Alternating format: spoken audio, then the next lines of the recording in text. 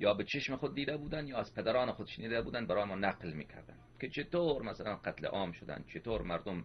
فرار میکردن، مثلا مردم بچه های خود را، زن های خود را زنده به گور میکردن که به دست بی‌ناموسان نیفته. خدا شاهده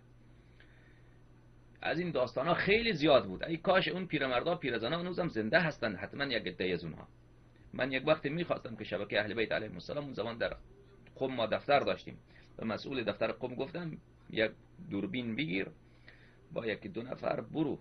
این پیرزنا این پیرمردا رو مصاحبه بکن، اون ظلم هایی که اونا به یاد دارن، داستان هایی که قلب انسان پاره میشد، ریشه ریشه میشد، که قصه میکردن که چطور وقتی لشکر این ملاعین میرسیدن اینا بیچاره زن و بچه فرزند از قریه ها فرار میکردن، بعد اینا رو در کوه ها گیر میکردن. خیلی مردم خودشان از کوه میانداختن پایین، از صخره های بلند که اینا چون به دستشان بیفته بی‌ناموسی میکردن.